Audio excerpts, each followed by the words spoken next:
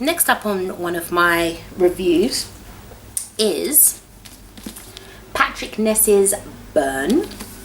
I got this book in my May Book Club box subscription. This was the book that came along with it. I found it really intriguing because initially it says that a girl gets involved with a dragon that her dad hired for their farm. So, hired? What? What's going on? That didn't make much sense. And I can tell you for free that getting involved in the book, it doesn't make any much more sense than that.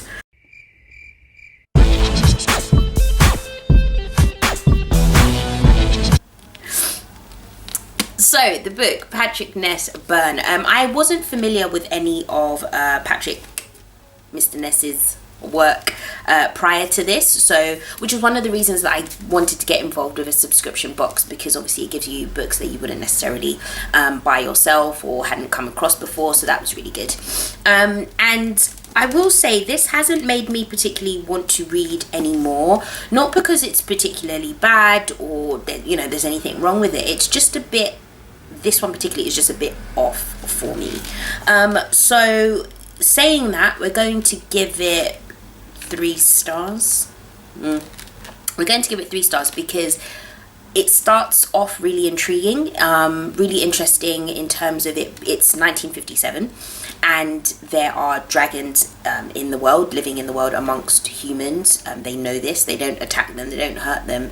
They, you know, some can be hired as farm hands. It's a very weird mashup of the dragon genre, or the usual dragon genre, so that was really good in terms of not expecting what was coming out of it. And I think at that point that's pretty much where I kind of lost the kind of positivity of it, because it gets a bit convoluted. There are a band of FBI agents and religious cults and a farmer and his daughter and a few other people who in terms of characterization are fairly decent enough, whatever.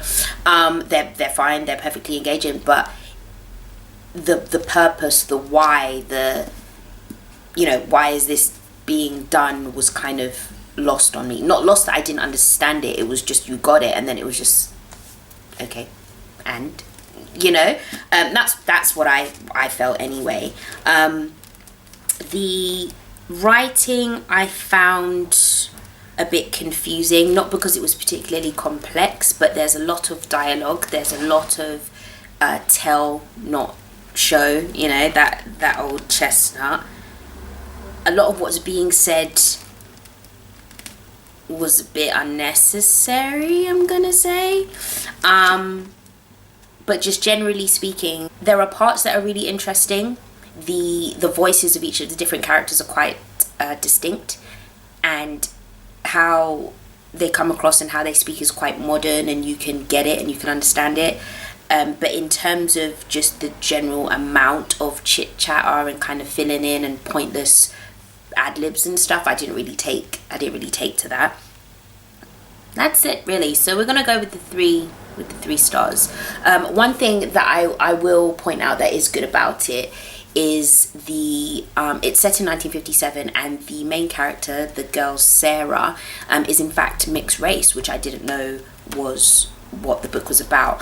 Well, let me take that back. It's not what the book was about. I didn't know it featured a mixed race child, and it does touch on racial prejudice and injustice in the book, not too heavily, but it's quite refreshing to see it done in quite a normalized way. Just kind of discussing how the fact that an interracial couple were looked down upon for even having a child. There's a Japanese man and son in the book, and this is post World War II, so obviously Pearl Harbor and Hiroshima, and there's that tension, so that works really well. And I like the fact that I didn't know that was coming, because then obviously the book wasn't pushed for the fact that it's inclusive and it's got inclusive things in it, and it's like, no, it was just a nice surprise that, oh, I'm reading a book and there are people in it that aren't just all Caucasian. Like, it was fine. So that was really good, and I commend that. So in terms of characters, this is for if you've read it, or, you know, I'm not sure a lot of people have. Sarah, the main-ish character, cool, it's fine. Who I did like, or who I took to and was just like, yeah, this is an absolute kind of, I get it, was Deputy Kelby, or Sheriff Kelby, depending on what world you're in. Because we've watched films, we've read books, in some cases we've lived amongst people who are exactly like that man, and I really enjoyed reading about him. I say enjoyed, but I really took to reading about him because I hated him so much. The dragon Casimir, the blue Russian, I liked the character as a dragon because of the kind of convoluted way that he spoke.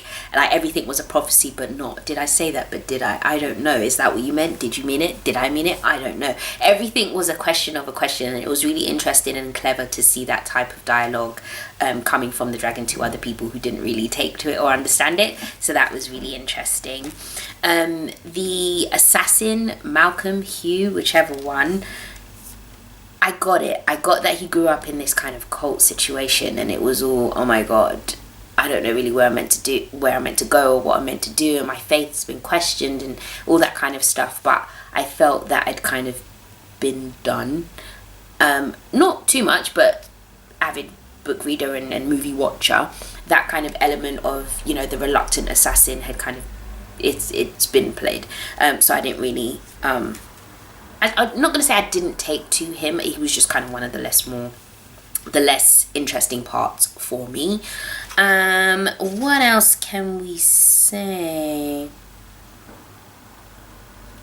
Yeah, not going to go too much into it, but if you guys have any other kind of questions and stuff, as always, feel free to get involved in the DMs, in the comments below, anywhere, and let me know how you felt about it. The discussion for this will be July 22nd for members of Book Club Box. So if you are going to be in that discussion, obviously you have to have subscribed in order to get access. So if you are going to be in that group, I will probably see you there. I will attempt to be there. So if you see me, shout out. See me. It's like a group chat. So yeah, Patrick Ness Burn, another one of my dream TBR that I did actually get through.